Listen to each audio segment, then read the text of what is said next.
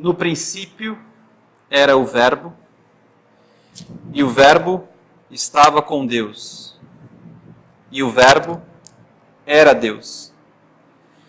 No princípio, ele estava com Deus, tudo foi feito por meio dele, e sem ele, nada foi feito. O que foi feito nele era a vida, e a vida era a luz dos homens. A luz brilha nas trevas, mas as trevas não a compreenderam. Que as rosas floresçam em vossa cruz.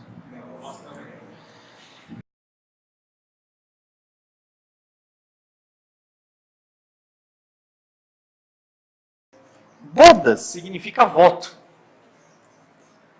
E voto, a gente faz um voto quando nós estamos maduros o suficiente, ou deveríamos fazer votos apenas quando estamos maduros o suficiente, para assumir um compromisso. Bodas, votos, é o mesmo que compromisso. O que é um compromisso? É algo, então, que você se propõe a fazer, né? Do ponto de vista espiritual, é algo em que você exercerá o seu sacro ofício, seu ofício sagrado, seu labor sagrado, que também temos o sacrifício, sacro ofício. Uma vez assumido ou feito esse voto, você então tem que viver esse voto. Não se faz um voto só por fazer, bonito, né? Põe uma roupa bonita, vai lá, faz uma promessa para todo mundo, e aí depois você continua sendo a pessoa que você sempre foi. Um voto implica em mudar a sua vida ou ocupar a sua vida integralmente com aquele compromisso assumido. Senão não é um voto, não é uma bodas. 2 exemplos de bodas eu vou dar para vocês. Um é o próprio casamento. O casamento é um voto. Quando você vai casar, você faz um voto ali. Um voto de fidelidade, pelo menos aqui no Ocidente, dentro da cultura ocidental cristã. Outras religiões ocidentais também e orientais também. Na Fraternidade Rosa Cruz, existe um momento que você faz um voto, quando você se torna probacionista. Antes do probacionismo, você não faz voto algum, você não faz compromisso algum. Até estudante regular, você é livre, inclusive para saber se esse é o caminho que você quer seguir, né? No probacionismo, então, você faz um voto. Um voto, um compromisso para quê? Ou com quem?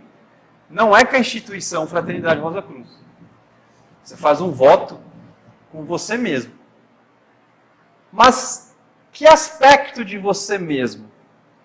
Lembra que uma das chaves do Evangelho de São João é o tempo inteiro, cada frase do Evangelho de São João, cada versículo, ele só tem um propósito: iluminar o seu ser, na integridade que é o seu ser.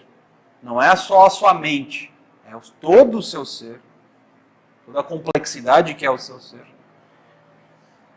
para que você constate que esse eu que você acha que é você, não é você, mas que existe um outro eu latente, dormindo, que é um eu eterno ou perene. Então, quando você faz o voto de probacionismo, você assume o compromisso com você mesmo de encarar as provas, de despertar esse eu. E aonde que você aprende a despertar esse eu? Na vida. Não são nos livros, não são em palestras como essa. Não são em seminários como o que fazemos. É na própria vida. Aonde? Exatamente no meio onde você está inserido. Porque o meio onde você está inserido, com as pessoas que ali vivem, eles vão dar para você, de mão beijada, todas as configurações necessárias para você se dedicar a resolver aquelas questões todas que envolvem a sua vida. E o que é resolver? Alguém sugere? O que é resolver as questões do ambiente que eu vivo?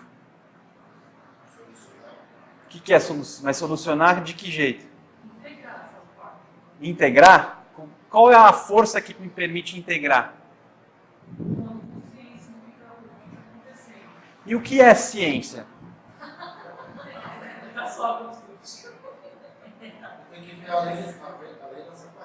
E o que é ver além das aparências?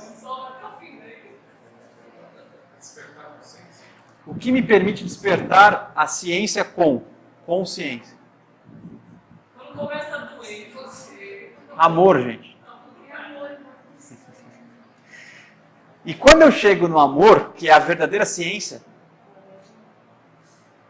eu também encontro a verdadeira liberdade, onde todas as amarras da teia do destino são desfeitas.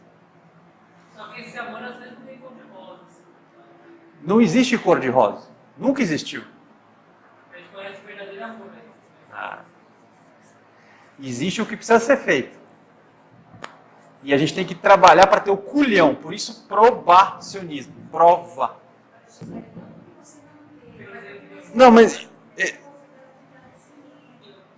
lembra que eu falei, um compromisso, uma bodas, um voto, só pode ser feito se você estiver maduro para tal. A gente vê muita gente assumindo um compromisso no nível de probacionismo sem essa maturidade para nem... A rigor, quando você assume probacionismo, você não tem mais esse questionamento do tipo, vou fazer ou não vou? É lícito eu fazer? Isso é discussão de estudante. Para isso que serve o estudante. O problema é que você tem estudante ainda no probacionismo, ainda no nível de estudante. Não existe mais isso. Você já decidiu. É o que a Oráculo, no Matrix 2, fala para Neo. Você já escolheu. Agora você tem que compreender a sua escolha. Aliás, nessa altura do campeonato, eu imaginei que você já tivesse resolvido essa questão. E o cara estava para salvar o mundo, né? O cara estava para resolver o mundo. Então, às vezes, a gente se pega ainda com questões muito elementares. Quando eu assumo um compromisso, qualquer, inclusive um compromisso do nível de um probacionismo, que você não tem que dar satisfação para ninguém, é uma coisa pessoal, íntima, que você faz sozinho, ninguém está perto, num horário específico. Ora, se eu fiz essa decisão porque o amor ditou essa minha conduta, eu terei muito sucesso nessa caminhada. Porém, se eu assumir esse compromisso, não porque eu vislumbrei o amor, mas porque eu não tinha sentido algum na minha vida, encontrei um grupo que era legal, gente boa, eu achei essa turma legal, e aí eu começo para me sentir inserido, praticar o que eles praticam, e eu começo a fazer o que eles fazem. Então eu viro vegetariano não porque o amor me disse que comer carne é ruim, mas eu faço porque eu quero ficar purificado, eu sou um cara puro, não por amor, ou porque se eu parar de comer carne vai ficar meio chato entre meus amigos, né? Ou outros motivos qualquer. Então, esse segundo cara, ele vira o quê? Um dogmático, castrador, porque aquilo que ele não consegue fazer por amor, ele vai atacar todo mundo que não faz. Quem faz por amor não está nem aí.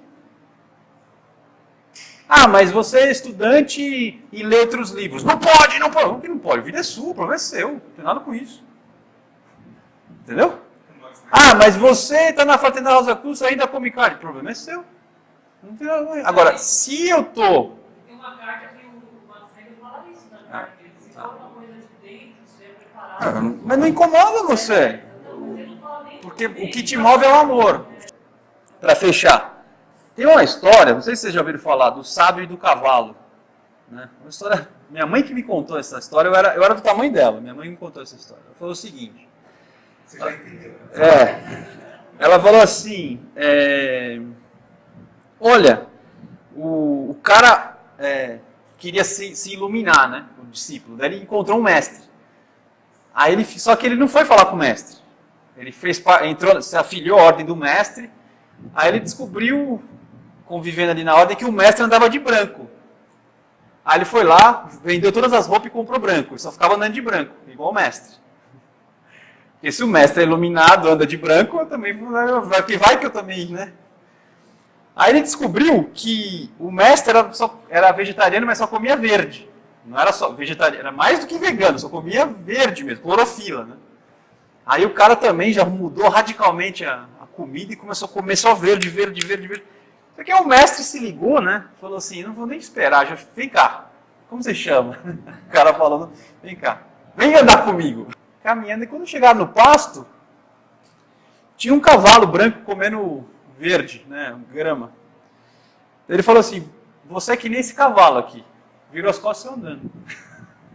Essa é a história. Essa é a moral da história. Você tem que se perguntar se você não é um cavalo comendo capim, achando que é um cara que está prestes às entradas da iniciação. Só isso que eu tinha para você, entendeu? Por isso, fazer o voto do probacionismo é isso.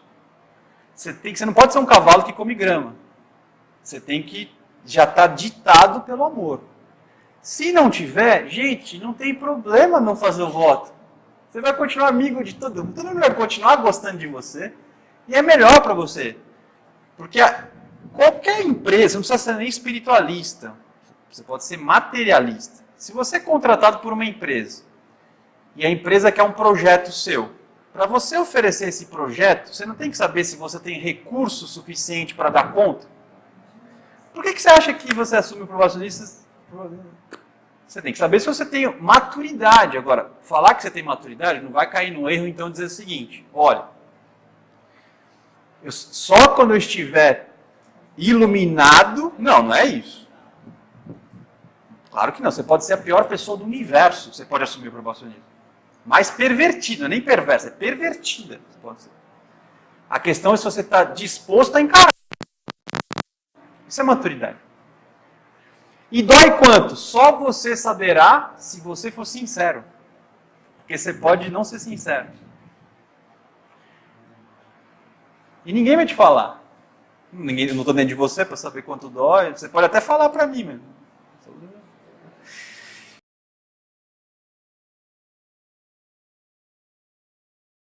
Então veja, por que eu estou fazendo toda essa reflexão nas bodas? Porque bodas é um compromisso. E é um compromisso de quê? Bodas do quê? De Canaã, ou Caná. Caná é uma planta da espécie das canáceas, ou dos caniços, que são as canas, os bambus, cana de açúcar, bambu cana, né? A primeira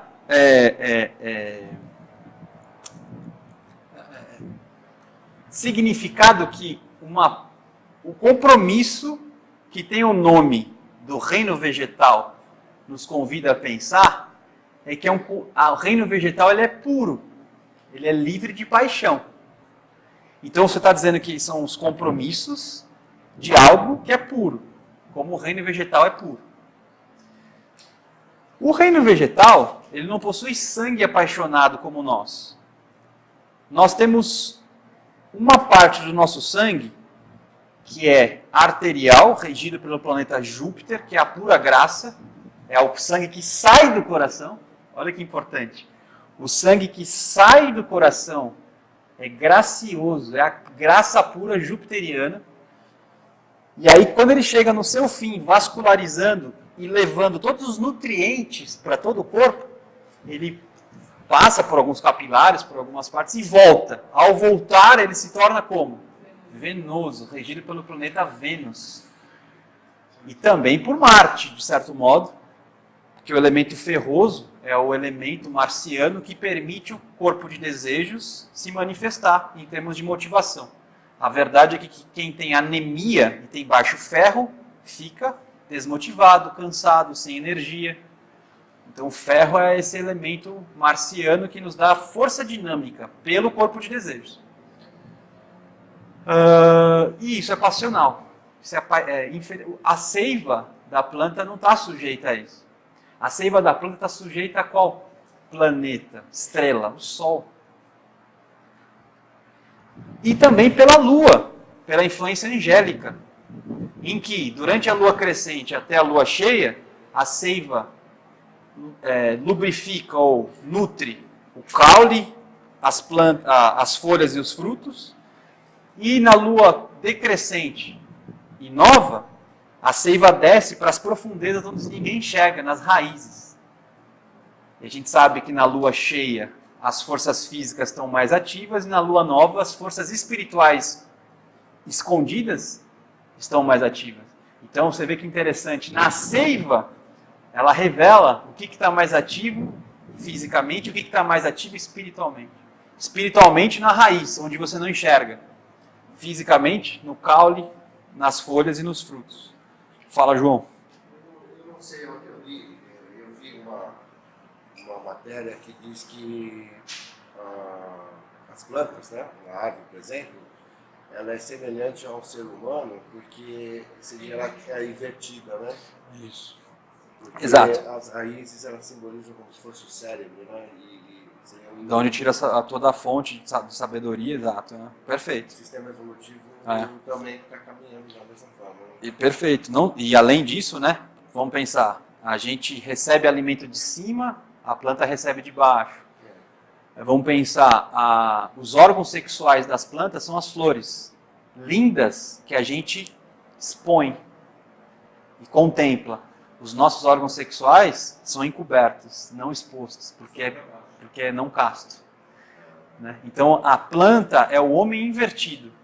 Isso quem diz são os esoteristas como Goethe. Né? O próprio Max Heindel usa isso. Mas a fonte principal é Goethe e alguns outros estudantes antigos. Muito bom, João. O Max Heindel mesmo usa isso, né? Bastante. Outra questão sobre o caná, que significa caná. Sabia que as flores das canáceas são hermafroditas? Assim como o homem é hermafrodita, nos planos internos. E por essas flores serem hermafroditas ou bissexuais, elas geram muitas sementes. É extremamente fértil as canáceas. Portanto, diferente do homem, que é uma anomalia, porque nós somos semideuses, não somos nem animais e nem deuses. Por que nós não somos nem animais e nem deuses? Porque metade da força sexual a gente internaliza e a outra metade a gente exterioriza. Quando você está nessa condição, você tem consciência, porém não a consciência suficiente para criar.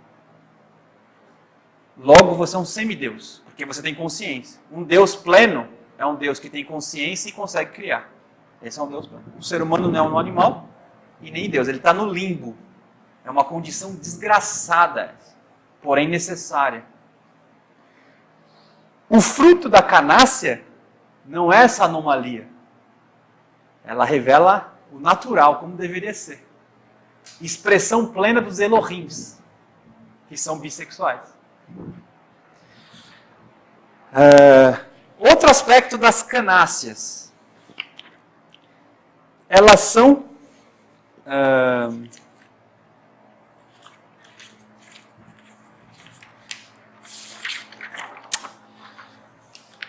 verticais. Elas crescem verticalmente, em direção ao Sol. Nos lembrando o caminho que a força sexual tem que fazer. Subir verticalmente.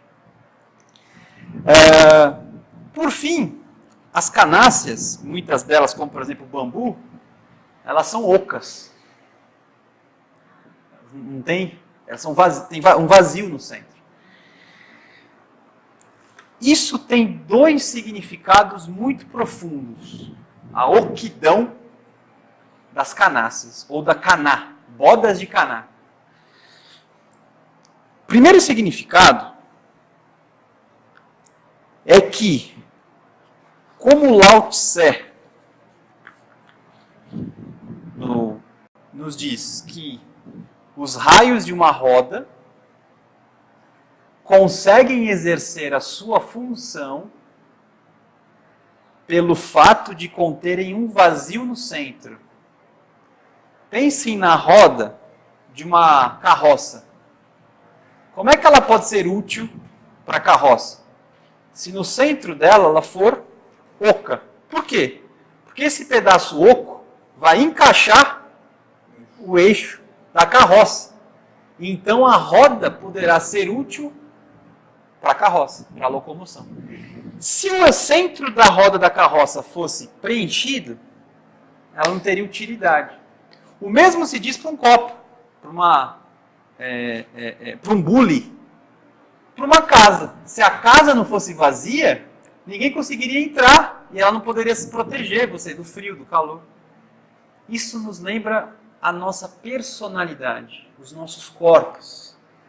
Os nossos corpos têm que estar ocos, não da vida, pelo contrário. Eles precisam estar com oquidão, vazio de si mesmo. E a própria palavra misericórdia significa coração miserável, coração vazio, para que o espírito verdadeiro possa, como o eixo da carroça, entrar. Aí a personalidade cumprirá o seu papel. Mas enquanto a personalidade está cheia de si mesma, ela não cumpre o papel que ela tem que cumprir. E qual que é o papel da personalidade? Espelhar o espírito. Só. O caminho que os filósofos estoicos utilizaram e as filosofias religiosas hindus, orientais, utilizaram, foi o caminho da despersonalização. Você despersonaliza para que o espírito, então, que é a verdadeira verdade, apareça. O que o cristianismo te ensina? A fortalecer a personalidade, mas não de modo egóico, mas tornando a personalidade o que ela tem que ser. Por isso Cristo chora. Se você não entender o que é a lágrima de Maria e a lágrima de Cristo, não critique quando se fala de lágrimas. Não critique. Só posso te dizer que se você tornar a sua personalidade o que ela de fato é, você vai sentir muito. E esse é o simbolismo da lágrima. Qual é o tamanho do corpo de desejos? Em outras nomenclaturas como a antroposofia, o corpo astral de um santo. Qual é o tamanho do corpo dos desejos? Dizem que é do tamanho de um quarteirão, de um bloco. Um corpo de desejos desse tamanho tem que força predominante? De atração ou de repulsão? Esse cara sente muito ou sente pouco? Então você não acha que a lágrima representa bem isso? Então choramos sim, Senhor. Choramos sim, Senhor. É que, às vezes, o conceito de lágrima não está claro. De fato, se for para ser emocionalista, que as pessoas que abraçam a árvore e acham que está tendo uma experiência mística, sabe? Essas pessoas assim, que fumam um do bom e acha que está vendo, que é clarividente, sabe? Porque está cheio, o que mais tem, você não tem ideia como tem. É o que mais tem, é. Esses caras aí, de fato, aí é melhor você ter os olhos secos como os yogis têm. Olho seco, não cai uma lágrima. No cristianismo nós estamos falando de outra lágrima. É a lágrima que lubrifica. Lágrima é o mesmo que alma. É o elemento feminino. Mesmo que alma. E a alma nada mais é do que o alimento do espírito. Né? Os estoicos subjugavam a personalidade na cacetada. Os hindus negavam a personalidade porque a personalidade faz parte do relativismo ou de Maya. Então, por isso. E nós afirmamos a personalidade, o relativismo, quando tornamos a personalidade aquilo que ela deve ser? O que vocês acham? Quando dizemos que a personalidade que é relativa, ela tem prazo de validade, portanto não é perene. E numa próxima encarnação, inclusive, você vai vestir uma outra personalidade. Então você vê o relativismo que é isso. Vocês acham certo afirmar a personalidade do jeito certo, mesmo que seja certo, O fato de torná-la ela como ela deve ser, vocês acham que é? Então, como é que vocês explicariam para um hindu ou para um filósofo estoico? Olha, eu sou cristão e eu aprendi que a gente tem que tornar a personalidade o que ela tem que ser, que é um espelho puro que reflete o alto. Aí ele vai virar para você e falar assim, mesmo que você faça isso, você está dedicando a sua encarnação para uma coisa que é perecível. Só por isso você não tem que afirmar a personalidade. Não estou falando da questão egóica, vaidade, nada de pecado, estou falando do jeito certo. O que você responde para ele? Vamos ver se vocês entenderam esse conceito. Afirmar a personalidade.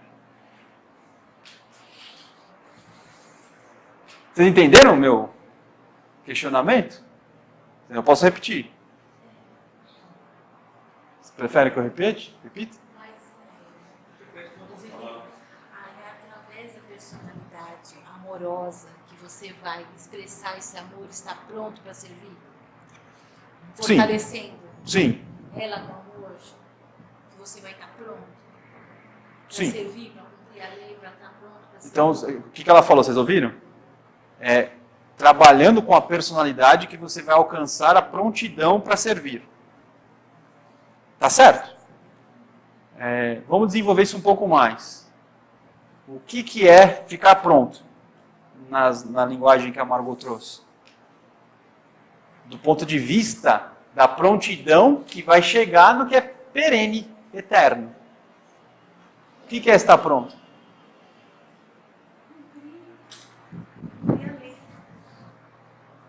Cumprir a lei. O que é? Por que a método Rosa Cruz diz que o propósito da matéria é extração, não no sentido consumista, né, de devastação, é extração de alma. O que é alma? A alma e o poder anímico são perenes ou não? São imutáveis, eternos ou não? A alma é eterna ou não? O espírito é eterno, não tem nem o que discutir, mas e a alma? Isso. Vai agregar o espírito. Então a alma é eterna. Vocês entendem? A alma é eterna. A alma é eterna. E o único jeito de eu alcançar a alma é tendo diferentes personalidades, que embora relativas, perecíveis, adoecem e morrem, é ela que me permite a oportunidade sagrada de eu desenvolver os poderes que Deus espera que eu desenvolva. Então, por isso, quando eu despersonalizo, seja pelo modelo estoico, que é você reprimir, ou pela negação, pela indiferença hindu, eu de fato chego na eternidade, mas de um jeito virgem sem poder. Por isso que Max Heindel diz, jamais se tiraria a têmpera do aço. Para que servirá o aço? Para nada. Então é por isso. Você precisa. Mas você se engana quando você... E esse é o nosso perigo. No processo de usar a personalidade, você pegar o que é relativo e tratar como se fosse eterno. Aí é que é o pecado capital dos capitais, que é a vaidade. O que o Jung comenta sobre a individuação tem a ver nessa transformação da personalidade voltada para o espírito, para que ela serva o espírito? Isso, essa inversão? Exato. Ou melhor, a desinversão. Na verdade é a afinação. Porque o self pessoal está aqui desafinado e o self verdadeiro, que é o arquétipo quinto, o arquétipo está no centro. O que é a individuação? Você vai afinando até que você tem... Conecta. Aí na Cabela se chama acessar a árvore da vida. Adão Kadmon. O que o Jung fez? O Jung tem um papel importante, porque como ele era um místico não iniciado, não é iniciado, mas era uma pessoa que tinha um calibre espiritual, talvez numa próxima encarnação ele inicie, talvez, ele percebeu que ele precisaria encontrar palavras que não seja contaminada pela religião, porque a religião foi deturpada, você fala o nome de Deus, o nome católico, Jesus, imagina. Então ele achou uma fórmula mercurial, acessando mito, acessando outras coisas, para dizer, olha, astrologia também ele usa, para que você consiga acessar o verdadeiro eu na classe de intelectuais que tem ranço pela religião. Ele fez esse papel. Como que você alimenta a sua personalidade? Isso, eu vou chegar lá. Eu vou chegar lá agora. Personalidade e como você alimenta a alma? Isso. Eu vou chegar lá exatamente agora. Para eu alimentar a personalidade, eu tenho que trabalhar no espírito e não na personalidade. E aí, isso é representado, eu também já estou antecipando na recapitulação, mas na verdade é uma recapitulação que já vai virando original, né? Na frase que Cristo diz para Nicodemos. Aliás, Nicodemos significa vitória coletiva. Depois a gente vai entender por que significa conversar com a vitória coletiva. Chefe em Israel. Importante, chefe dos judeus. Mas vamos lá. Em verdade, vos digo, quem não nascer da água e do Espírito, não entrará no reino. Essa frase responde o que o Luiz está falando. Por quê? Eu explico. Até agora eu estava falando que a canácea, a cana, oca. Por que o vazio desperta a mais profunda reverência nos ocultistas? Por que o espaço vazio? Porque é a própria... O espírito está no espaço. O espírito está no vazio. Por isso que a gente tem tanta devoção para o espaço. E a gente nem nota o espaço. A gente só nota os preenchimentos. Né? Então, o batismo de água, quando eu alcançar ele, eu estou preparando a minha personalidade para estar plenamente oca com o espaço para que o Espírito habite. Então, quem não nascer da água, ou seja, quem não tornar os seus corpos veículo mental, veículo de desejos, corpo vital e corpo denso, puros, ocos, não entrará no reino. Então, isso é o significado de quem não nascer da água. Mas ele não fala que é só nascer da água. E lembra que eu falei que a chave é trabalhar no Espírito. Quem não nascer da água e do Espírito. Qual elemento está relacionado ao Espírito? Aí você tem o batismo então de água e o batismo de fogo. Eu poderia, se eu olhasse na memória da natureza, também ler essa frase de Cristo da seguinte modo: quem não for batizado pela água e não for batizado pelo fogo, não entrará no reino. Batismo é uma forma de iniciação. E iniciação é renascimento. Quem não nascer ou renascer pela água, pelo Espírito, pelo fogo, não entrará no reino. Essa conversa que podemos ter foi uma iniciação. Foi uma iniciação. E era puramente mental. Pera. Ele não entendeu. Mas por já vamos falar, né? Fala, não. Tem que eu pegar. A Desculpa. pergunta é a seguinte: Cristo tem personalidade? Cristo?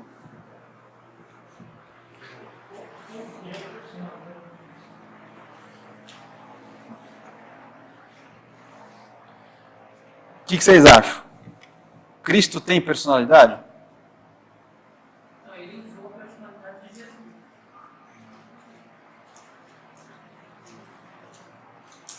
A resposta está certa.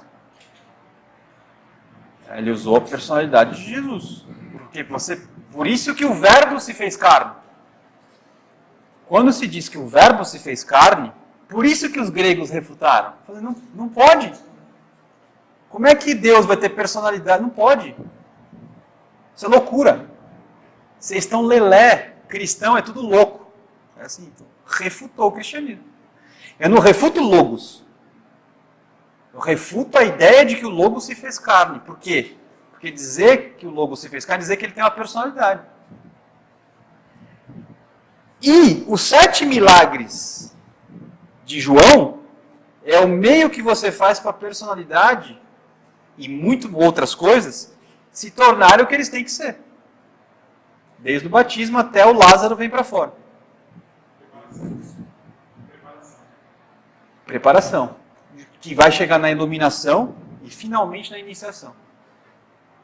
Antecede a iniciação 2 processos: preparação e iluminação. Aí você chega na iniciação. Eu vou falar sobre isso agora. Mas veja, está claro o que significa batismo de água nesse contexto. Tornar oca a personalidade. O que significa isso? Na reunião passada eu falei bastante sobre o batismo. Está lá. Então você pode dizer assim, tornar virgem novamente a personalidade. Então, o batismo de fogo, ele só é plausível a partir do batismo de água. Ou seja, Cristo é um arcanjo que não tem veículos para se manifestar como humano. Para nós. Através de Jesus, ele absorve toda aquela árvore genealógica Humana. que vai até Adão. Ou seja, há uma consciência de todo o processo humano de se tornar um regente. Imagina o que é isso. Imagina o que é isso. Que o batismo de fogo, isso faz sentido.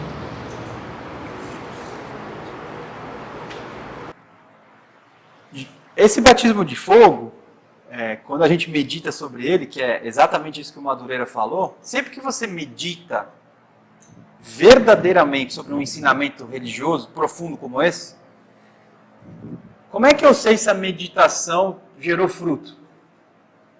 É uma pergunta para vocês. Como é que eu sei se uma meditação que eu fiz sobre um tema elevado como esse produziu um fruto? E aí, portanto, ela foi uma meditação útil.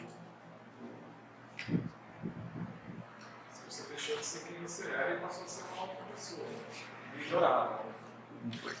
Muito legal. Porque isso aí já envolve uma transformação. Eu não sei se a meditação chega a ter esse poder. Mas a meditação só vai ter a sua utilidade se ela te levar a buscar isso. Mas tem um como ela. Tem um como. Você matou também a finalidade da meditação. A finalidade da meditação é fazer você não ser mais a mesma pessoa. Mas eu não sei se ela em si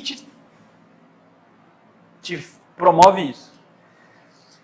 O que faz você, por isso o probacionismo, o que faz você transformar é a prova, é a experiência, a carne. Mas o que é uma experiência científica? É quando eu tenho um método que não me faz perder energia à toa. E o que me faz não perder energia à toa? Se a meditação derivou um caminho para eu praticar. Então a meditação, ela só se torna útil se dela derivou uma possível ação que deverá ser testada. E ao testar, você vai ver se aquela derivação é autêntica, que vem do espírito, uma intuição, ou se é uma obsessão. Por isso, uma revelação mística só pode acontecer depois que você derramou sangue, suor e lágrima. Se, pelo sangue, suor e lágrima, e pelo acúmulo de experiência, você vai se exercitando, é claro que esse processo se torna mais rápido. Quanto mais puro eu vou ficando, mais a coisa vai se tornando autêntica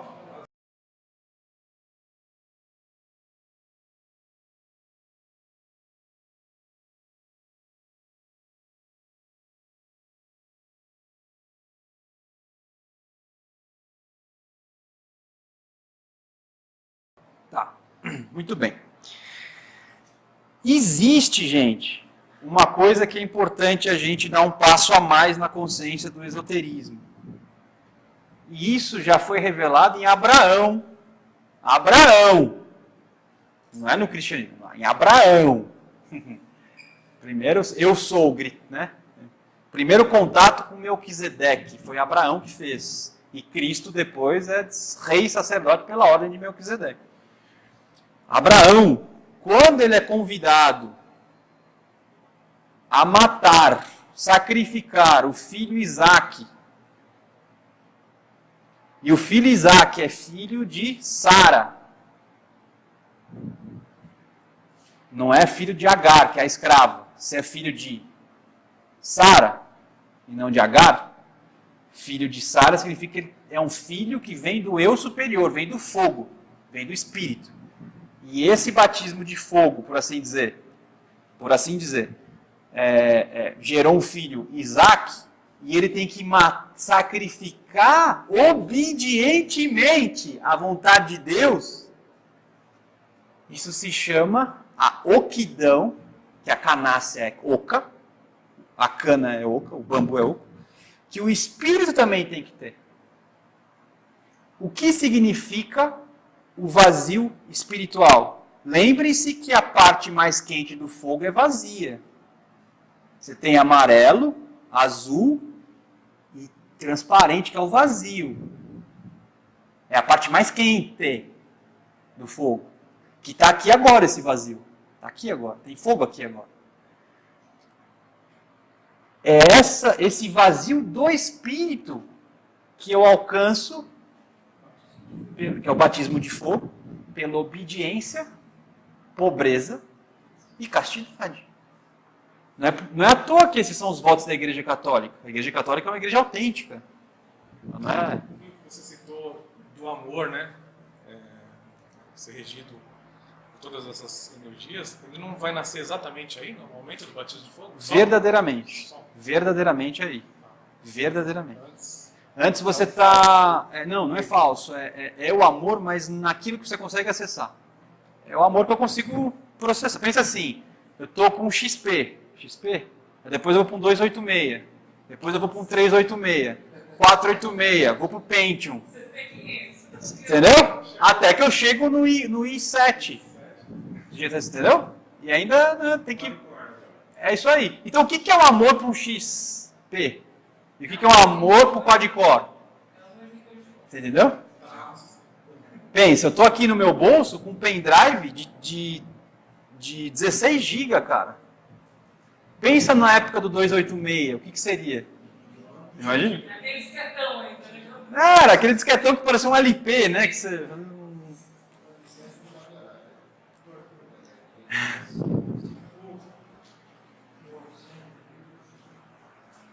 Você só consegue chegar nele através da religião do Pai.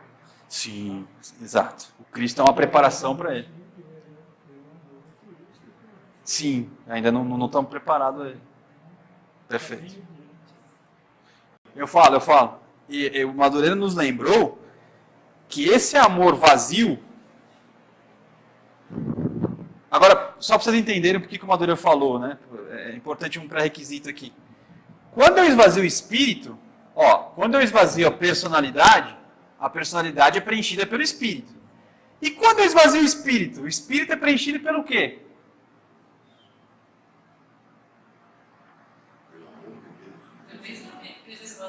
Fala só a última coisa. Por Deus! Por Deus! E como é que eu enquanto individuado,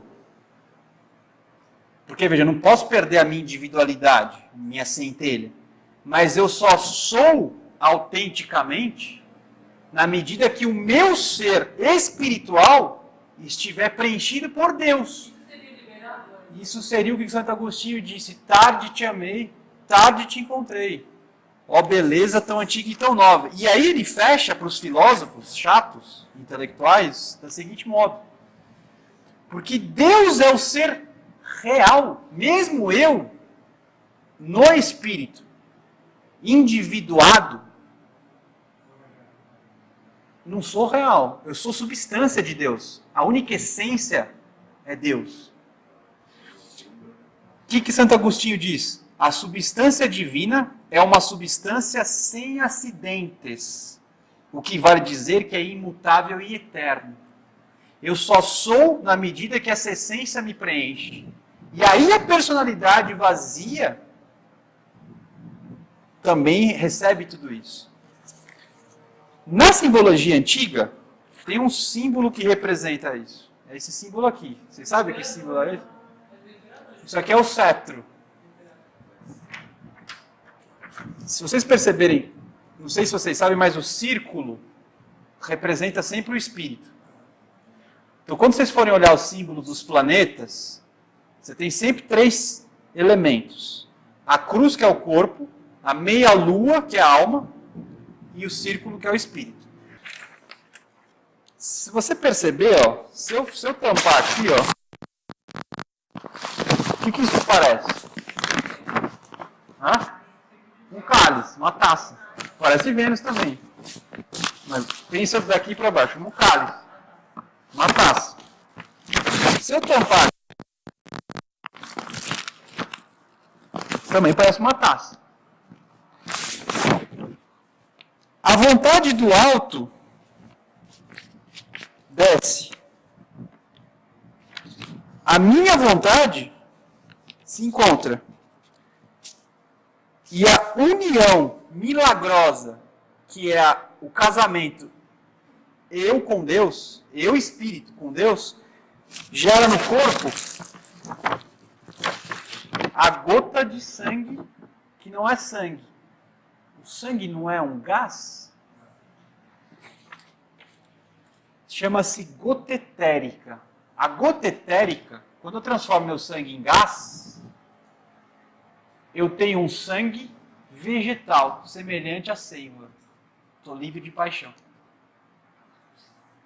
Quando eu tenho a gota, o sangue vegetal, eu só consigo a gota vegetal quando a minha vontade pessoal se une com a vontade divina, eu gero a panaceia espiritual, que é capaz de gerar, criar, transformar, rejuvenescer, curar e libertar.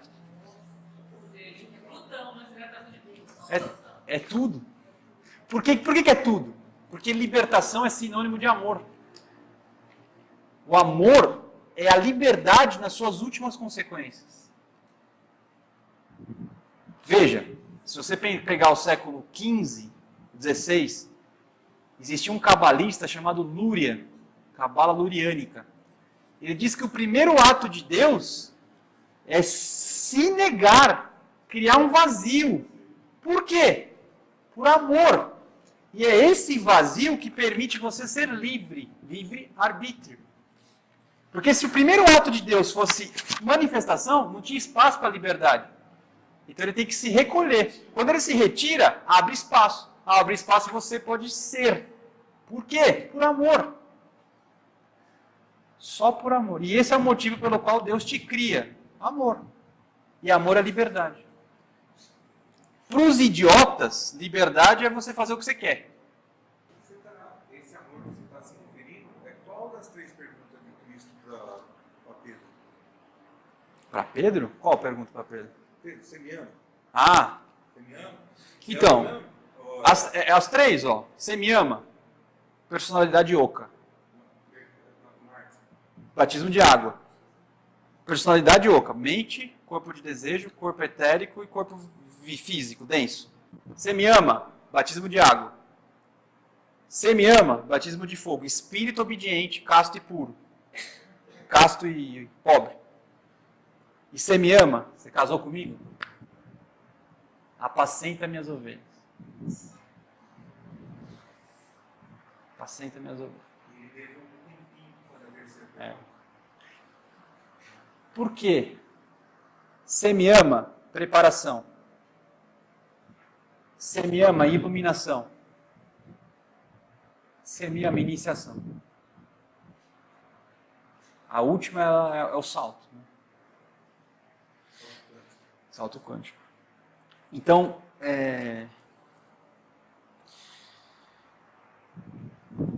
tem 3 formas de eu trabalhar no espírito, 2 formas de eu trabalhar no espírito, para poder domesticar a personalidade. Eu tenho que aprender a pensar. O que é pensar? Depois eu preciso aprender a sentir. O que é sentir? Eu te dou a dica técnica. Você só sente se você tiver força de atração. Não ache que a força de atração é você engolir qualquer coisa. Cristo purificou o templo com força de atração. Então, né? Aprenda o que é criar pelo corpo vital. E, ao mesmo tempo, manutenção. Porque o corpo vital tem 2 funções básicas, além de percepção e memória e tal. Mas é que percepção e memória dependem de outras coisas. Ele, por si só, o corpo vital, pelo éter de vida, é responsável pela procriação e pela manutenção do corpo. Então, o que é criar e o que é preservação? O que é preservar? E, por fim, o que é agir? Corpo físico. Se eu aprender a pensar, sentir, preservar, criar e agir, souber o que é isso, eu me torno oco. E me chego no batismo de água. Ou, chegando agora no espírito, que é a obediência, castidade e pobreza,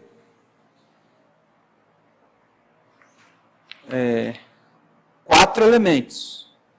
Corpo mental, desejo, vital e físico. 4 membros. Mão direita, aprender a não tomar nada que não é seu. Mão esquerda, aprender a não reter nada. Uma coisa é eu tomar para mim, outra coisa é eu querer manter, porque senão vai que falta. Perna direita, parar de querer progredir pela minha própria visão de mundo. Isso para quem segue ideologia. Você sabe qual que é a pior desgraça que tem? Que é não saber pensar? É quando você exerce o seu poder mental para alimentar uma ideologia. Né? Por exemplo, quando você pega intelectuais, filósofos, tipo da USP, que são marxistas, são de esquerda, são de direita, e o cara usa a ferramenta mental para alimentar uma ideologia. Isso é a perna direita. Veja, muitos de nós não chegam nem nesse nível. E perna esquerda, parar de viver às expensas dos outros. E quando eu digo expensas dos outros, é inclusive da natureza. Você tem que chamar a responsabilidade de se auto-gerir, ganhar os próprios recursos e se virar. Desde o nível material, como pagar suas próprias contas, desde do tipo assim, eu vou na Rosa Cruz fazer o ritual porque lá minhas baterias se carregam. Então, é fato, a bateria recarrega, você tem que vir aqui, você sente melhor. A egrégora serve para isso. Não é egrégora, é egrégora. A egrégora serve para isso. Quando você vem aqui, você recarrega, você tem que fazer isso. Mas se você vem com essa finalidade, tudo bem, não tem problema nenhum. Só não presta atenção, senão você não vai chegar na iniciação. Não vai chegar. Tudo bem também, não tem problema nenhum. Então, gente, Caná significa tudo isso. Bodas de Caná. Pensa numa mitologia grega, o mito do rei Midas. O Midas se pensa mais na primeira parte, onde ele toca nas coisas e fica ouro. Mas a segunda parte, são 3 partes, né? A segunda parte, na floresta. E lá na floresta, ele encontra um fauno chamado Pan. Que esse Pan, que era um fauno horrível, feio, com chifre, assim, né? O que ele fazia? Ele gostava de atacar ninfas, mulheres. Principalmente quando elas estavam sozinhas no escuro. Então elas não estão enxergando direito, ele ia lá e atacava para cópula furtiva. Atacava sexualmente. E então as mulheres, ao ver Pan, tinha pânico. Daí que vem a palavra pânico. Que é a alteração de pânico. Quando você tem pânico, você fica aterrorizado. Naquele momento, Pan te visitou, você está aterrorizado. Era como as ninfas se sentiam.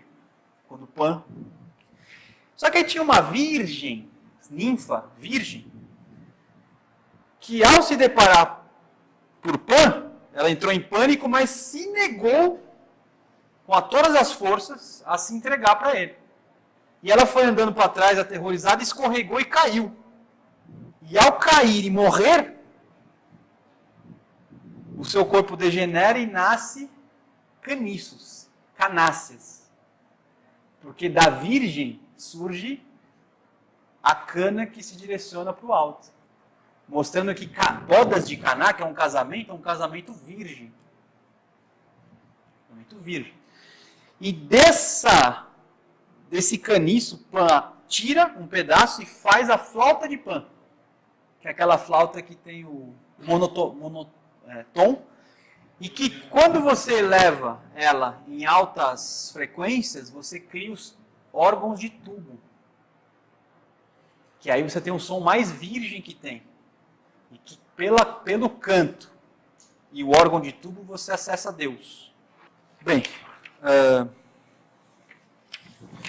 ora, a virgindade é tão óbvia nesse processo das bodas de Caná, que quem que está com ele, Cristo, nas bodas de Caná? Sua mãe. E a Maria, que significa a primeira mulher, ela foi a primeira mulher a superar a degeneração da queda de Eva. A primeira mulher regenerada pós-queda foi Maria, por isso ela é a primeira mulher. Por isso que quem chama Maria sempre tem que despertar no seu coração a grande devoção. É o nome mais lindo que tem, Maria.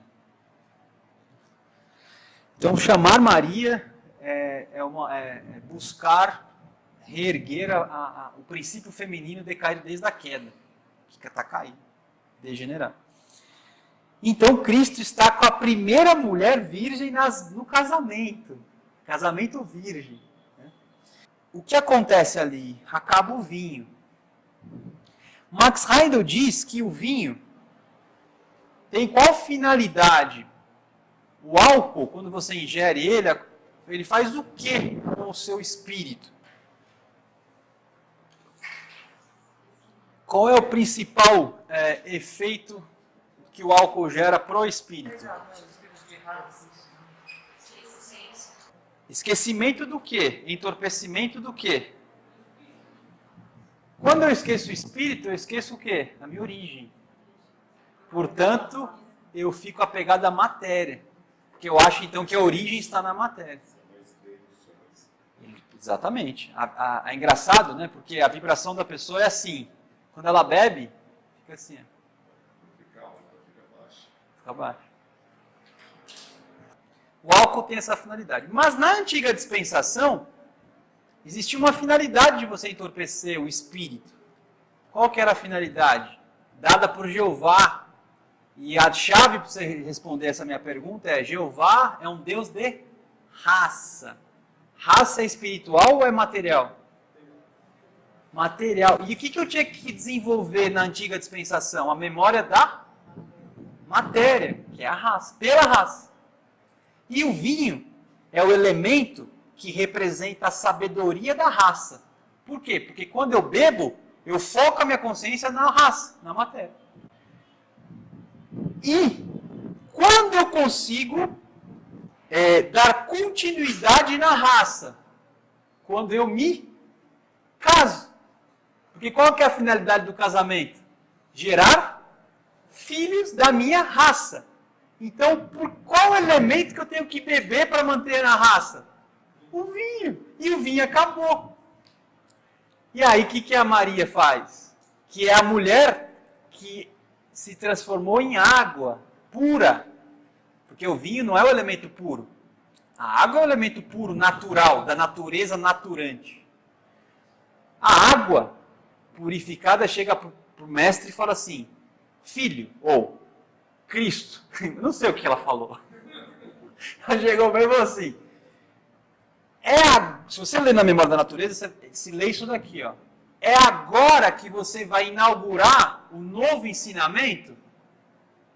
Quando ela fala assim, acabou o vinho, no Evangelho está escrito assim, acabou o vinho. Mas na Memória da Natureza está escrito assim, é agora que você vai dar o novo ensinamento? Inclusive você não está aqui comigo, você está num casamento, com a princípio feminino reerguido, você já foi batizado, você já encontrou Natanael, que eu já vou falar, que é o pico máximo de desenvolvimento da raça, dom de Deus, Natanael. Acabou o vinho, então é o momento para você começar a nova dispensação. O que ele responde para ela? Não chegou a hora. Por que ele falou que não chegou a hora? Tem 2 motivos. Arrisquem.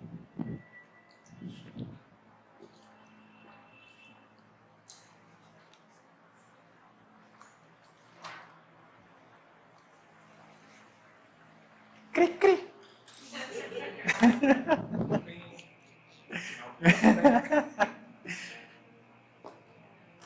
Tem um motivo técnico, que eu vou falar agora, que é menos importante para nós, por enquanto, mas quando a gente estiver com um calibre espiritual maior, essa parte técnica vai ficar mais importante. Também, o povo, esse é um terceiro muito bom. O povo não estava, ainda não está, né? Ainda não está.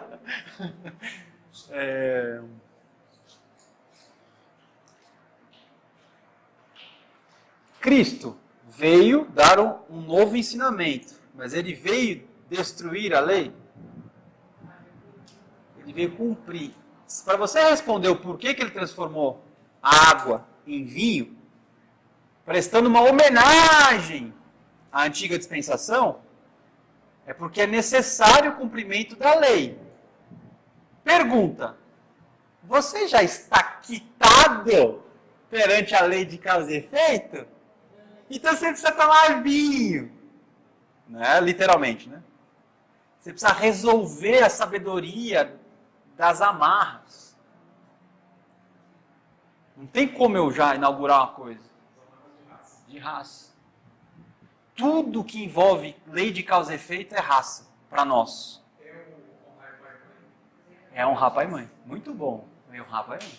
Honrar a tradição, com T maiúsculo. Então você precisa tomar vinho ainda. Você só vai parar de tomar vinho quando você começar a funcionar no corpo etérico. Metaforicamente. Senão você vai sair daqui e vai comprar um Xandô, sei lá, não é isso, tá? Porque tem gente que só fica esperando o palestrante falar que pode fumar, beber, né? Poder pode, você pode tudo, o problema é seu. Né? Resolveu. Exato. Agora, a parte técnica é que o Cristo ainda estava penetrando na personalidade de Jesus, ainda não estava totalmente penetrado, e ele só conseguiria rasgar o véu do templo quando ele se tornasse o regente do templo. Para ele se tornar o regente do templo, ele tinha que fazer os 3 anos de ministério.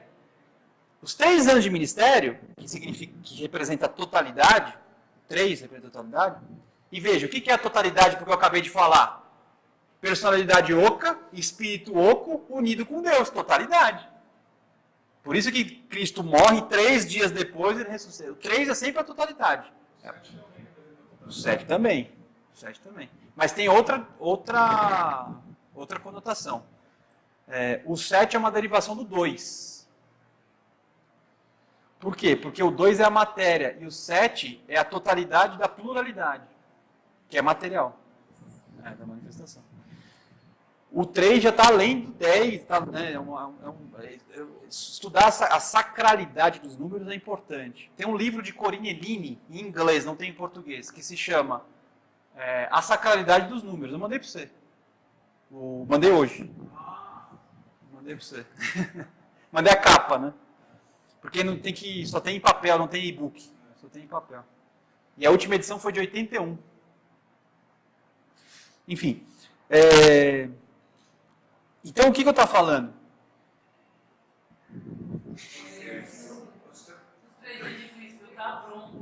Então.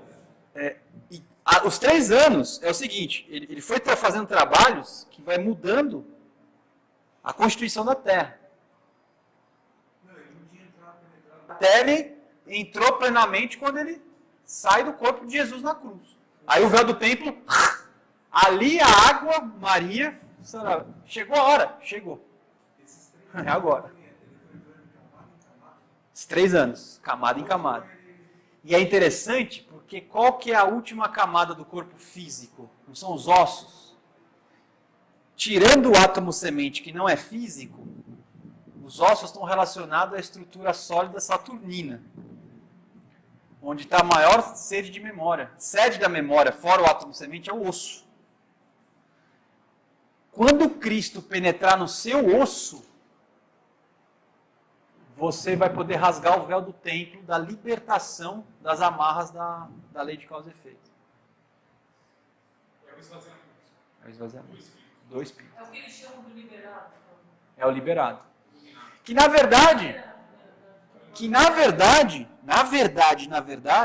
isso aqui é conceitual. Na prática, o liberado só acontece em uma iniciação específica. E em um momento do ano, em 2 momentos do ano só. Quem sabe? Eu dou um momento. E só acontece na primeira iniciação maior. Ou seja, um irmão leigo ainda não tem esse nível de penetração. Só vai chegar a esse nível de penetração na primeira iniciação maior. Na verdade, o Cristo. Na verdade, Cristo, que é Deus. Que é Deus. E aí ele pode ou continuar na Terra, ou ir para Júpiter, ou para frente. Aí ele vai para mistérios que não são mais da Terra, mas mistérios que dizem respeito ao sistema solar. Pode trabalhar em Júpiter já para gente. Por exemplo.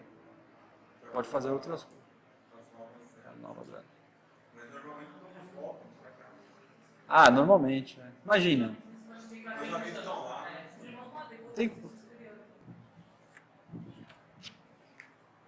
Então, para nós meros mortais, nos solstícios. Solstícios, não é no equinócio. O equinócio também você tem iniciações elevadas, mas não tão quanto os solstícios. Porque o solstício, por que no solstício?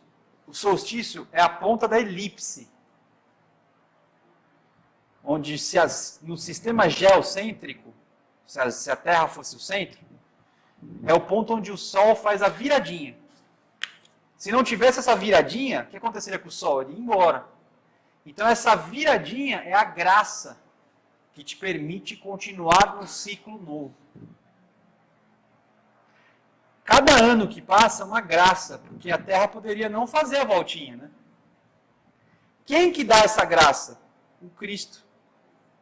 Se o Cristo não penetrasse na Terra todo ano, a Terra, agora pensando no sistema heliocêntrico, a Terra está girando. Quando ela chega na ponta da elipse, ela iria embora. Como acontece com os cometas. Um cometa é justamente isso. Não tem mais um regime. Ou por 2 motivos existem cometas. Ou porque o povo degenerou, ou porque o povo se libertou. Tem 2 motivos. Esse cometa que está se aproximando, não sei, o mato, que é a massa do cometa, tem uma relação espiritual? Lógico. Tem, mas o problema é esse.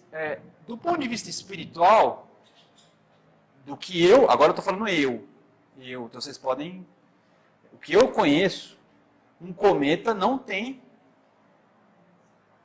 um logos. Porque, veja, existem 7 logos diante do trono. Os 7 espíritos diante do trono, que são os espíritos planetários, você pode falar que são 7 logos. Também, é uma forma. Quando a gente fala de logos aqui, a gente está falando do conceito universal, mas na prática existem 7 espíritos planetários. O Krishna é o espírito planetário da Terra e do Sol. É um dos logos. Urano tem outro logos, entendeu? E assim vai. Um cometa não tem um espírito diante do trono. Passa e influencia o meu comportamento. Na lógica material faz sentido. Mas se eu tenho visão espiritual, eu não vejo nenhuma força de um ser criador vindo até mim. Mas respeito, porque eu conheço gente com calibre espiritual alto que considera, que Rosa Cruz não considera. Faz o curso. Que ninguém faz o curso. O pessoal vem na reunião de astrologia, mas ninguém faz o curso. Se você não fizer o curso, você não vai aprender a fazer astrodiagnose. Porque a astrodiagnose é você que tem que fazer, não é alguém que tem que fazer. Essa é a história que eu falei de parar de viver às expensas dos outros. Faz o curso, aprende.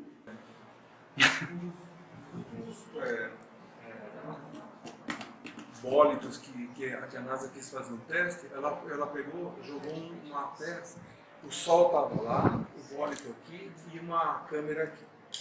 Uau! Ela jogou Caramba, que engenharia, ela né? jogou uma peça de cobre e na hora que esse cobre bateu na superfície daquele bólito, ela soltou, sai uma poeira, né? E o que aconteceu? A luz do sol passou na poeira e a câmera Pegou. Ela detectou Caraca. que tinha calor.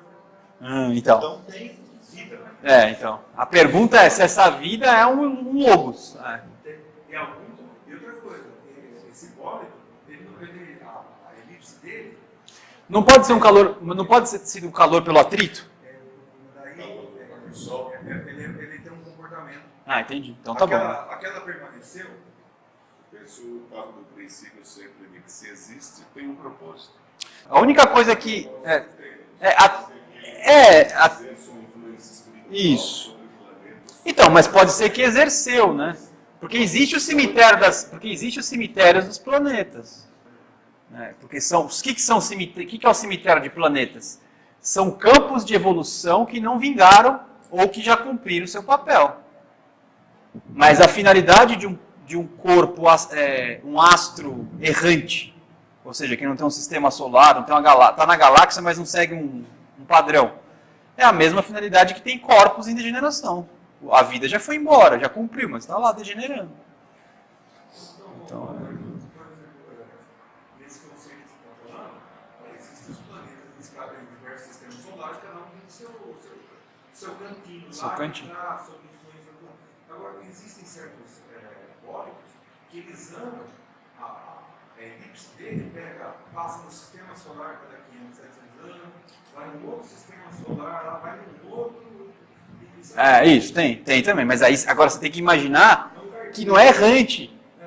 Por que não é errante? Porque você tem um padrão, aí não é errante. Esse sim tem a finalidade. E pronto. A resposta é essa. Se o cometa tiver um padrão não errante, aí sim.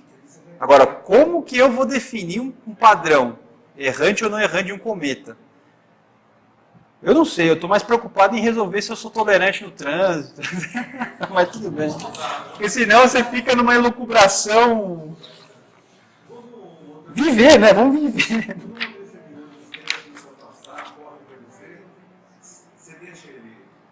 Eu não deixo ninguém pôr a mão em mim dirigindo. Brincadeira. Sim, não, com certeza. Tô enchendo o saco. Então, recapitulamos então as bodas de Caná, recapitulamos a questão do vinho e só em 2 palavras para o café, daí na volta a gente começa a originalidade. O vinho tem uma extrema ligação com a resposta que Cristo dá para os apóstolos quando vê Natanael. Eis aqui um israelita sem erro, sem dolo. Por quê? Porque lembra que depois da queda existiram pessoas que sucumbiram a Lúcifer. Os que sucumbiram de um jeito caótico, errante, ficaram degenerados. Os que sucumbiram a Lúcifer de um jeito científico se tornaram os artífices, os mestres artífices, onde o cabeça é Irã Abif. E quem não sucumbiu a Lúcifer, ficou fiel a Jeová, aos anjos, esses viviam em castas, não miscigenavam o sangue. E a sabedoria da raça era transformada representada pelo vinho. E o ser mestre da antiga dispensação, que mais chegou nesse grau de pureza, foi Natanael, que era o dom de Deus. Por isso que ele fala, eis um israelita que cumpriu tudo o que tinha que cumprir. Está aqui, sem dolo, sem erro. Cara, o discurso deles é um negócio demais. E aí é interessante, né? Quando eu tenho 12 apóstolos, né, eu resolvo da antiga dispensação e da nova dispensação. Eu explico. Veja que a música, cromaticamente, ela também é 12. Cheia de acidente, cheia de imperfeições, como a antiga dispensação era, ela é 12. Quando eu vou para a nova dispensação, onde eu tiro os acidentes, eu tenho 7, com a oitava, em que o acorde desse campo harmônico de 7, sem acidentes, é feita por tônica, terça e quinta, que formam o acorde coração, que é 1. Tonal, que dá o tom.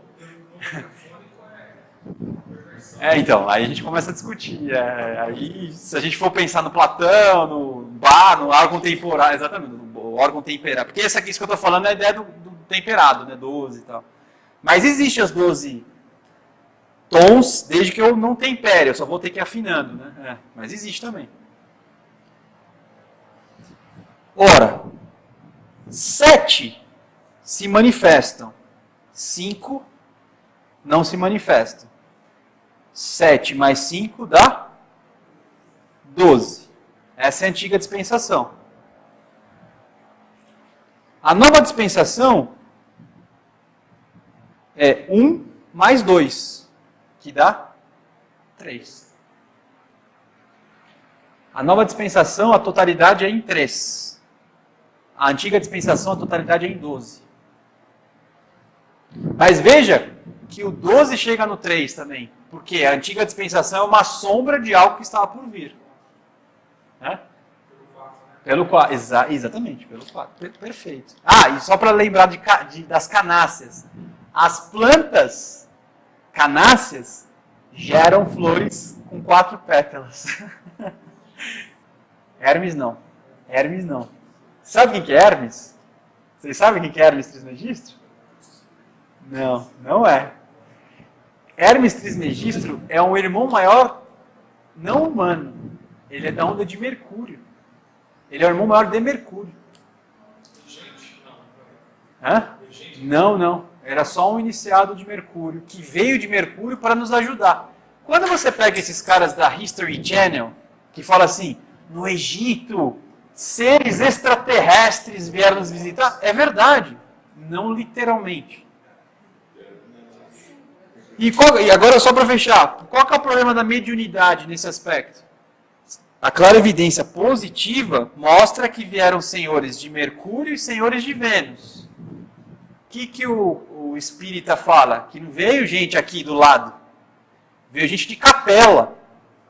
Então, pela mediunidade, eles acessaram uma verdade, só que como eles só acessam pelo electrorefletor, o cara é exilado de Capela.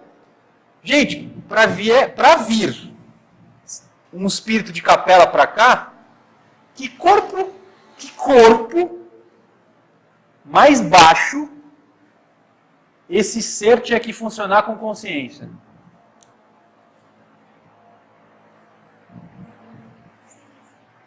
A gente sabe que Cristo funciona conscientemente no corpo, espírito de vida.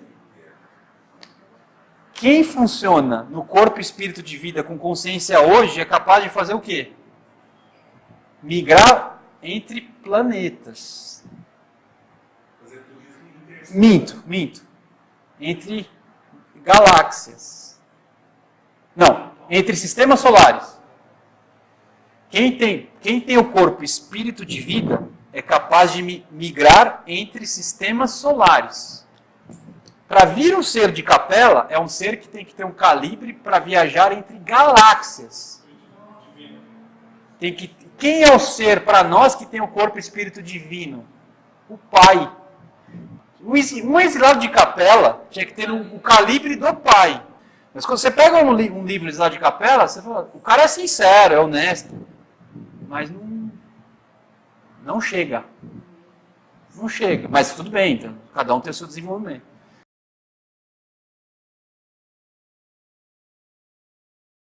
As lutas de Caná, por assim dizer, foi o início do ministério de Jesus Cristo. Mas mais ou menos, porque se você fosse fazer uma pesquisa, você ia ver que eram pessoas da comunidade. Então foi uma aparição na comunidade, mas de gente conhecida, assim, sei lá, tipo alguém daqui foi casar e chamou a gente, assim, né? Então todo mundo se conhece. Então, tanto que estavam os irmãos, estava toda uma galera lá. Isso que eu estou falando do ponto de vista histórico, não simbólico.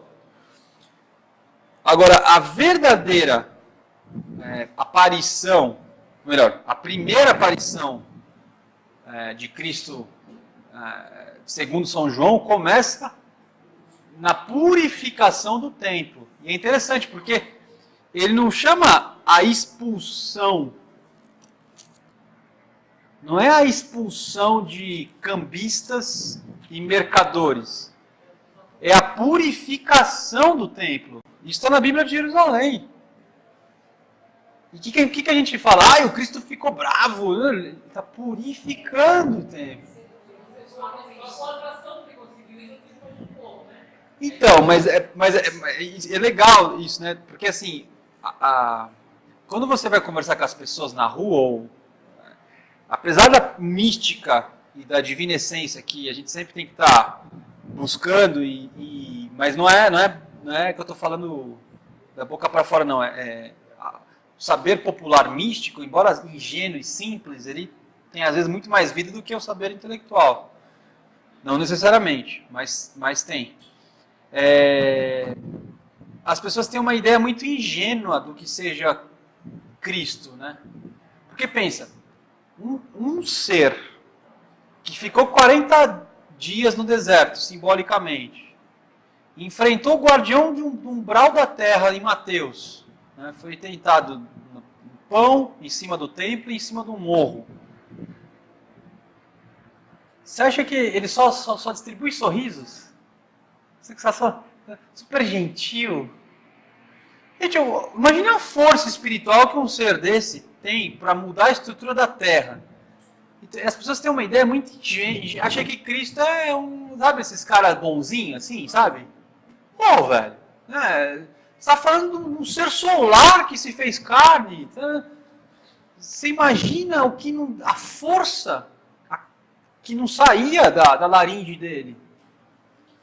Você tem noção da vibração? Então, eu não sei, assim, as pessoas têm uma ideia muito errada. Como assim ele ficou bravo no templo? Como assim? Não, eu não entendo.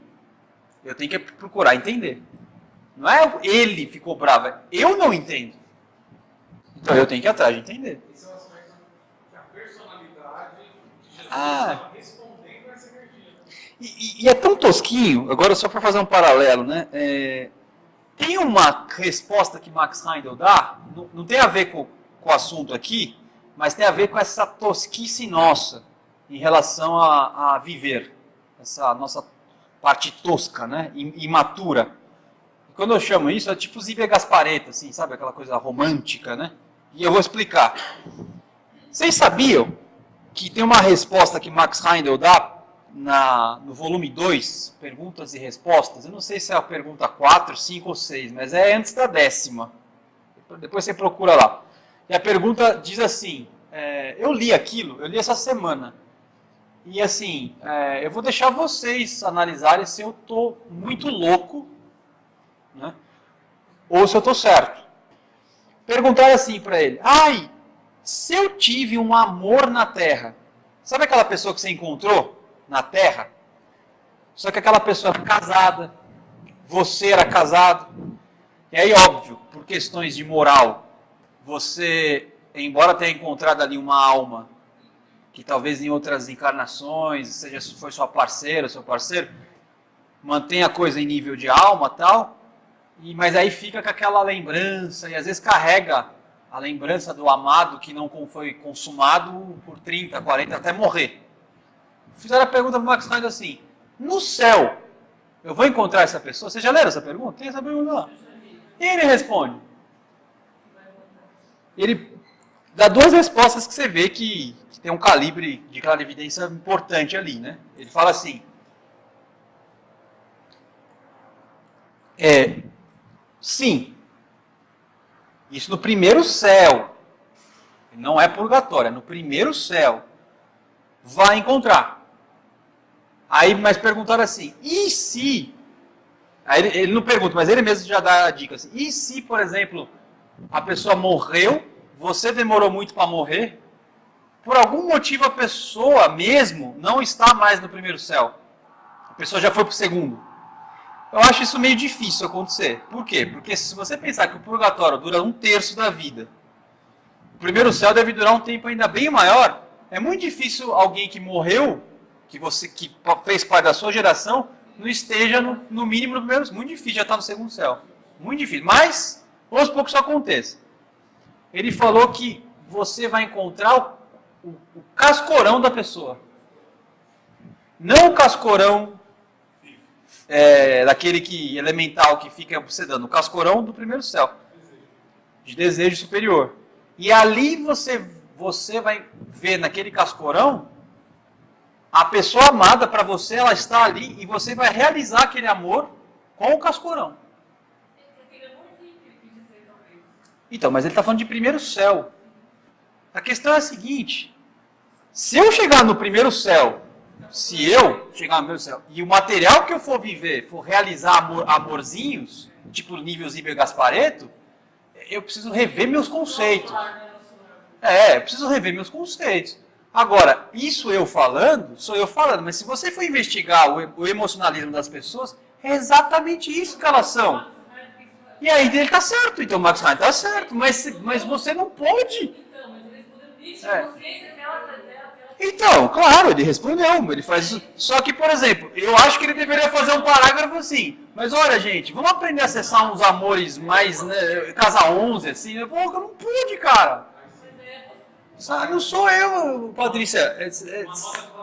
Porque uma coisa, o cara é fundador de uma escola, entendeu? Não pode. Aqui não sei se não. Chegou. Se tem uma coisa que eu sou, é grosso. Sabe por quê? Eu dou aula, não vou editar isso aqui, eu não vou editar. Eu dou aula em Lato Sensu. Lato Sensu é especialista, tipo MBA, sabe essas coisas? Essas coisas aí, é Lato Sensu. Quando você vai dar aula para especializandos, quer seja, porque o especializando, ele acha que como ele vai se tornar especialista, ele é muita coisa. O especializando, quando faz mestrado, então ele fala, agora eu sou mestre, cara, agora, e assim, por quê? Porque é o que menos sabe e o que mais acha que sabe. Agora, você pega um doutor, por que o doutor ele começa arrogante, mas aí ele fica pianinho? Porque ele percebe, quando ele já se aprofunda em método científico, ele fala assim, não sei nada, deixa eu calar a boca. Isso é o doutor de verdade. O doutor de verdade é o que sabe que menos sabe. O mestre especializando. Então, só que como é que ele sabe que sabe? Ele acha que sabe. Você vai dar aula em outro estado e tal, o psicólogo especializado levanta a mão e fala umas teorias que não tem pé nem cabeça. O que eu faço? Eu sou grosso. Sabe o que acontece comigo? Nunca mais me chamam para dar aula. Só que, no resto do sermão, eu falo assim, ó, sua responsabilidade é com o paciente que está sofrendo. Você está falando aí, não tem nada a ver, você está viajando, você está filosofando. Aqui na Rosa Cruz, né, ocultistinha, tal, isso aqui, tem o direito de filosofar. Até você chegar no departamento de cura. Chegou no departamento de cura, você tem que parar de filosofar e tem que começar a fazer o que tem que ser feito. O profissional de saúde é a mesma coisa. Ah, porque o Freud, porque o Jung. Você já viu o seu paciente? Quem que está por trás dali? Você já viu ele? Ele só existe ele. Depois que você entender esse cara, o que ele precisa, aí você vai pensar na teoria. Especializando faz o quê? Ele pensa na teoria e mete o cara na teoria. E acha que está apavorando. Aí o que eu faço? Eu lasco o cacete. Agora, se eu não for grosso, eu falo assim, nossa, que bom o seu raciocínio. O que eu faço? Eu multiplico a idiotice. E quem que paga o preço disso? O seu filho, quando ele surtar. Porque o profissional que vai tratar o seu filho é esse idiota que eu formo. Então a responsabilidade é muito grande. Lógico que... Chega por um cirurgião cardíaco que abre o peito do cara e fala assim, ai, vamos analisar a filosofia da artéria. Tem conversa não, cara. Agora, psicólogo, pedagogo, filósofo da Fefeleche, grande porcaria. Se não existisse, seria melhor. Talvez ele tenha pensado tipo, para o primário a gente dá uma Sim, lição, concordo. na faculdade, universidade, né? Sim, concordo. Mas ó, espera você chegar lá adiante que você vai ter a Aquela coisa que o Paulo fala, da carne nem leite, né? Ou seja, Da carne. não sabemos o que é amor. Bom, vamos lá. Ainda bem que tem venda de cassete, senão ficaria... Bom, purificação do templo. Estando próximo à Páscoa, Jesus subiu a Jerusalém. Não tem problema. No templo encontrou vendedores de bois, ovelhas e pombas, e cambistas sentados. Tendo feito isso, feito um chicote de cordas, expulsou todos do templo. Com as ovelhas e os bois, lançou-os ao chão, o dinheiro dos cambistas, e derrubou as mesas. E disse aos que vendiam pombas, tirai tudo isso daqui. Então veja, aos bois e às ovelhas expulsou. Tocou para fora. Aos que vendiam pombas, não abriu. Ele disse, tirai isso daqui. Não façais da casa de meu pai uma casa de comércio. Recordaram-se seus discípulos do que está escrito, o zelo por tua casa me devorará. Os judeus interpelaram-no, então, dizendo, que sinal... Nossa, cara, que sinal nos mostra para agires assim?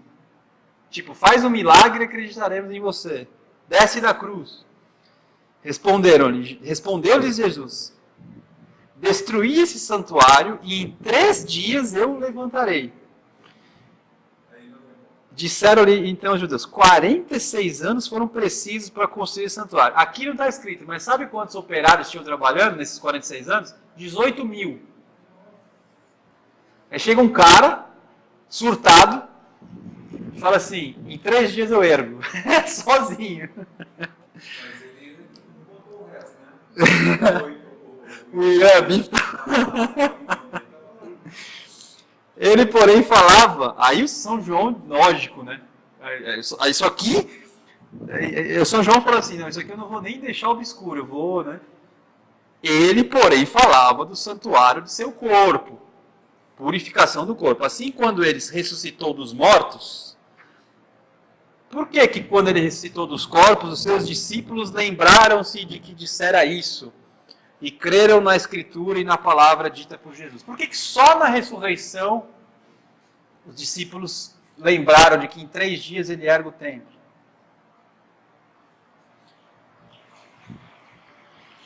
Bom, mas o que é a ressurreição?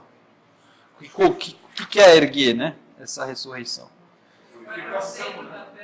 Ressurreição não purifica o que pisou e purificou todos os lugares durante a ressurreição. lugar sagrado, purificou completamente. Bastante. Mas Isso está associado ao erguer o templo com essa purificação. Então, o Coríntios 1, São Paulo diz assim: não sabeis que sois o templo de Deus e o ser está em vós, o ser habita em vós? Coríntios 2, ele diz assim, ó. Eu sou da velha guarda, tá? Meu negócio é livro na mão aqui. Slide é... O que há de comum entre o templo de Deus e os ídolos? Ora, nós é que somos o templo de Deus vivo, como disse o próprio Deus. Em meio a eles habitarei e caminharei. Serei o seu Deus e eles serão meu povo. Em meio deles é literalmente dentro de você. Né? Então, a parte material, todo mundo sabe, né? Mas a expulsão do templo, basicamente, é a atitude veemente que você tem que ter para não vender ou profanar o seu espírito. Hoje em dia, você é o tempo inteiro convidado a fazer um esquecimento espiritual, não mais pelo álcool. Você tem outras formas de entorpecimento que inclusive aparecem como fórmulas religiosas. Mas esse pessoal está no aprendizado, né? Estão aprendendo. O João olhou o cachorro em putrefação e disse: os dentes são menos alvos do que as pérolas, né? Então, mais alvos. Brilham menos, nem as pérolas são tão alvos. Foi o Cristo. O que o João acabou de nos ensinar aqui? O Evangelho de João, o João tem que ensinar alguma coisa. Finalmente, né? Ele ensinou uma coisa que estudante Rosa Cruz faz pouco. E aí eu vou explicar o porquê. Não foi o Max Heindel que soou assim, mas foi a cultura da década de 60 e 70, que é maravilhosa aqui, que viveu aqui, que é maravilhosa, mas que tem uma cultura lá que deixou de herança, que a intenção talvez não tenha sido essa, mas ficou, e que nós somos herdeiros dessa cultura. E essa herança não nos faz praticar isso. Que é a noinha. Qual que é a noinha? É o meu jeito de falar, né? Que é a seguinte: o foco é no corpo vital, no corpo vital, no corpo vital, no corpo vital, no corpo... E o Max Heindel diz, todo desenvolvimento espiritual começa no corpo vital. Mas, concomitante a isso, eu tenho que 24 horas por dia trabalhar com a lei de atração. Por quê? Porque quando você sair no seu corpo vital à noite, com consciência, você vai estar no corpo etérico. Mas você está em que mundo? E o que vai fazer você conseguir se locomover no mundo desejo? É a repetição? Ou é a força de atração, de ver uma coisa totalmente deturpada e achar a chave para canalizar a força de atração? É essa a capacidade de trabalhar com o corpo de desejos. Só que como as outras filosofias focam no corpo de desejo e não no vital, o pessoal tinha tanto medo de falar de corpo de desejos, que fica só no corpo vital, Entende? Não estou falando que eles estão errados. Mas não pode deixar de trabalhar com o corpo de desejo. E agora eu vou falar uma coisa que para alguns eu vou profanar. Tem um livro ocidental que ensina a trabalhar com o corpo de desejo. Chama-se Como Conhecer os Mundos Superiores. Do Rudolf Steiner. Ah, mas não é Rosa Cruz. Não é Rosa Cruz? Lê primeiro. leia. Aí depois você me fala. Então, a própria Max Heidel fala. As pessoas, quando pegam um ensinamento que para elas é novo e não vão ao encontro do que elas esperam, qual que é a tendência delas? Por quê? Porque não reforçou aquilo que ela esperava. Você acha que o Santo de Rosa Cruz está isento disso? Porque assim, tem gente que realmente faz mistureba. Agora, um livro desse não é fazer mistureba. E aí, mas fica a seu critério, vai dar um... Isso. Até porque, agora é uma coisa também pessoal, né? Eu acho muito sacanagem você duvidar da inteligência das pessoas. Embora as pessoas façam muita confusão, e elas fazem mesmo, você tem que dar a chance para a pessoa também aprender a discernir. Entendeu? Então, por quê? Porque, gente, a Fraternidade Rosa Cruz, qual que é o papel dela? É emancipar, se ela não quebrar a cabeça... Então, mas a Fraternidade Rosa Cruz, ela quer... A Fraternidade Rosa Cruz, ela quer te dizer qual é a verdade, ou ela quer te dar a condição para você descobrir a verdade? Então, pronto. Agora, na medida que eu fico ditando que você tem que ler, aí virou dogma, aí saiu, aí não é uma escola filosófica. Mas olha, aqui tem muitos livros. Lógico que tem, mas isso tem em qualquer lugar. Como que chama isso? Chama-se fanatismo. E como é que o fanatismo se expressa? Destruindo. Nunca mais põe o pé lá dentro. O que eu posso fazer? Eu posso ou ser gentil e agradar todo mundo. Agora, eu posso dar a chibatada do Cristo? Não tenho essa autoridade. Eu não tenho essa autoridade. Eu estou dando uma palestra. Só isso. Você não pode confundir também com aquilo na ordem.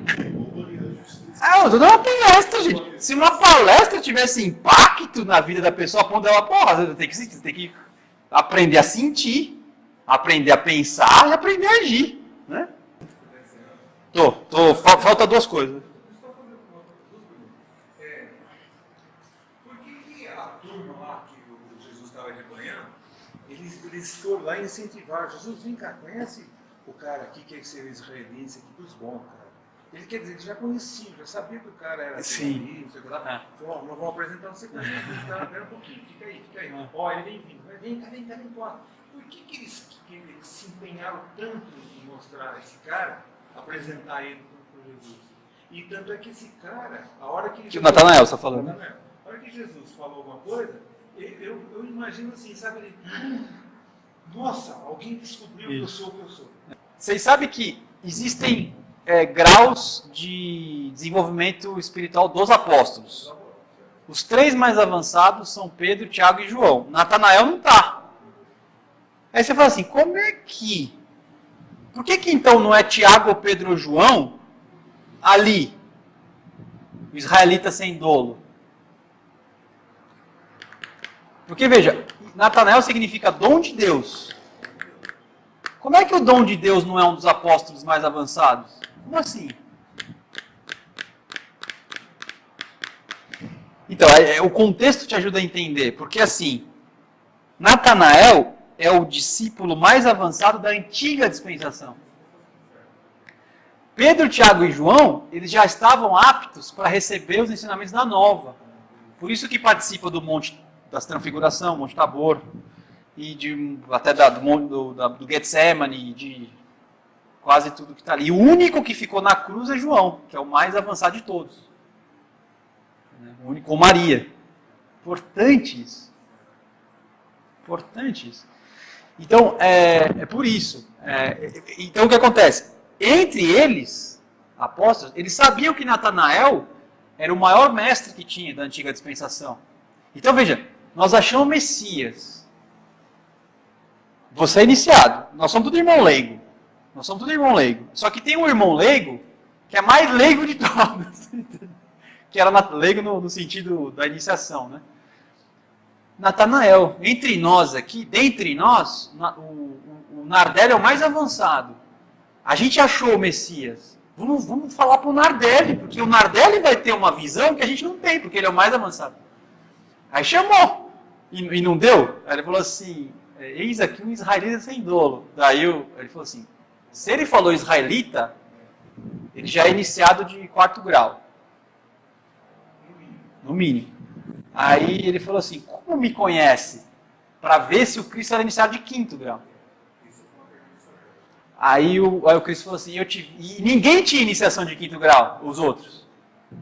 Primeiro, segundo. Aí o Cristo vira e fala assim, eu te vi debaixo da figueira. Debaixo da figueira. A figueira aqui tem a mesma conotação da árvore de Buda, que é a árvore da iluminação.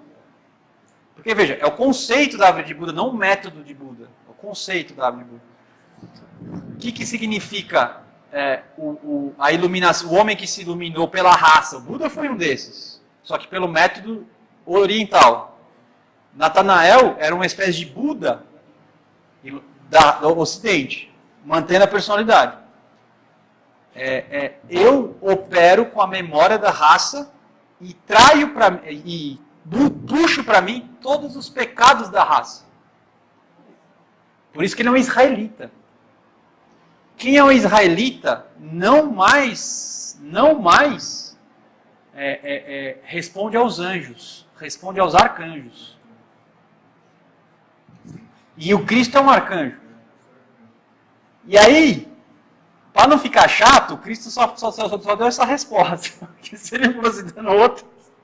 Mas o cara percebeu que, mestre, tu és o Messias. Tá. O que é essa situação de Cristo chegar lá e dar aquela limpada no templo ali, significa isso dentro de nós? Limpar os vendilhões do templo. Então, você tem que fazer... claro, isso é bastante discutível. E quando eu falo discutível, é no sentido de agregador. Cada um pode agregar. Mas, basicamente, você tem que analisar tudo aquilo que você faz que, na verdade, está te corrompendo e você acha que está te salvando.